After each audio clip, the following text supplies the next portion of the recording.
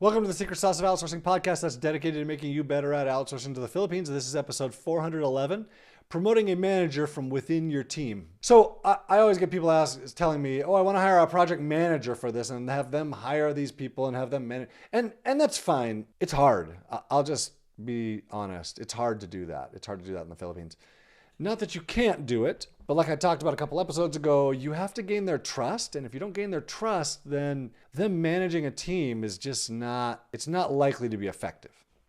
I had a guy come back to me once and say, oh, John, I tried this whole thing. I hired 20 people to do SEO and nothing ever happened. And I had a manager and I'm like, well, yeah, I mean, I can't think of anybody I know who hired 20 people at once and expected it to work, where you just stick a manager in charge of it like that. You know, if you want to hire 20 people at once, you could probably have to hire a business that is already doing that, right? Not just bringing in new people. So rather than hiring a project manager up front, which I have never done, I've only promoted from within, I've always hired people to do the tasks. And then as we grow, we get bigger, we have too much going on. Then I promote someone who looks like this could work for them. So a few years ago, I promoted Joven to manage onlinejobs.ph. It took me a lot of years to get him to the point where I could have him manage online jobs, but it became obvious over the years that he is really, really dedicated. He's really detail oriented. He's good. He's good with people. He's already looking out for our people. This makes sense. I recently promoted Jessica to managing our SEO project and our social media project. So she's not doing any of the work on those. She's just managing the people of those. Well, Jessica's worked for me since 2009. So let me tell you how I've done this. So number one, I hired them to do something in the business. So with both of them, they got really good at it. They got really good at that thing. And then I moved them on to other things. Now, this wasn't intentional. I didn't do this with the intent of, oh, you're going to become a project manager at some point. I just moved them as we had needs. As I saw this thing that they're doing isn't working so well anymore, let's move on to something else. So I'll often see people that are like, oh, I have to let this person go because this thing isn't working anymore. And I'll hire someone new to do something else. Well, that's not how I work. I don't ever want to let someone go if I don't have to. And so rather than letting them go as things changed, I just had them evolve with it and they learned other new things, which that led to them understanding the business really, really well. There were quite a few things where they had started doing it and then we realized, okay, we need to do more of this and I want you to do this other thing. So let's hire someone else to do that first thing and you teach them to do that first thing. So like Joven would teach someone else or Jessica would teach someone else to do the thing they were doing and they would move on to doing something else. And after a while, we had done that 2 or 3 times and it became clear, okay, you should probably manage these 3 people that we've hired that are doing things that you previously did. So the next piece of that was giving him authority to manage those people and to manage the processes and the results. That came with a title. So the title and authority are actually a really big deal in the Philippines where for a lot of years, I didn't do this. I didn't know, I didn't understand. People really thrive with a title. And they need to know who's in charge of the output or the outcome of this thing. Because if they're not explicitly stated as the person in charge of the outcome of this thing, well, then you're the one in charge of the outcome of that thing, and they'll pass the buck to you.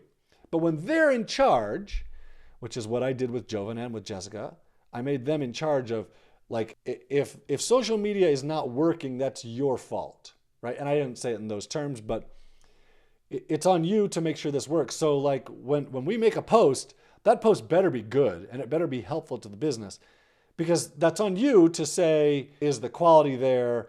Is this relevant?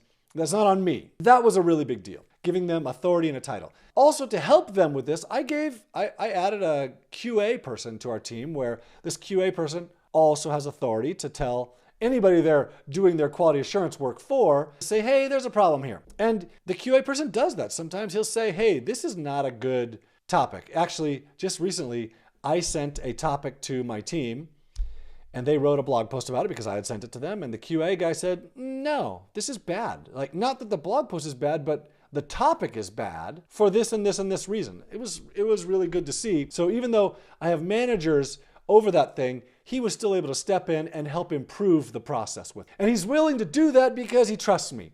And the managers are willing to manage the process and say to their team, hey, no, this thing needs to be better than it is because they trust me. And that's the last piece of this, which I've talked about in a previous podcast episode, trust. I trust Joven, and Joven trusts me. And same thing with Jessica, and same thing with Julia, and same thing with Elijah, and same thing with so many people on my team where we have this trust between each other, and that's really, really critical. Because when I first promoted Joven to be the manager of onlinejobs.ph, he was really scared. He was really scared he would make mistakes, and he made a lot of mistakes, and he's still making mistakes. And that's okay, I correct things, but he really helps push projects forward, and he trusts that if he makes a mistake, I'm not gonna fire him, I'm just gonna say, hey, like, I don't like this. And so he's willing to make decisions and make suggestions and improve things as he sees fit, because he trusts me that if I see something wrong, I'm gonna come in and correct it without having him be embarrassed, or without him losing face, or without him losing his job, or he's not gonna get paid less. He trusts me. So the last thing that I wanna talk about with that is, it wasn't easy. It wasn't easy with either of them, or with a couple other people that I've promoted to managing. It still took some of my time to manage them managing other people, and to teach them how that role worked. And frankly, I'm not a big systems guy. I wasn't sure how that role would work, because I often was in that role and I wasn't sure how passing it off to someone else would work. And so it took time, and that's part of this. You hire someone, you get some things off of your plate, which gives you the time to allow to bring that manager up to speed. Now, you may have a better way of doing this. I don't know. I'm just telling you how I've done it. And for me, it has worked to the tune of, like an 8-figure business and 17-hour work weeks for lots and lots of years now. So I'm not saying you can't do it. I'm just telling you what has worked for me. And promoting from within has worked really, really well for me.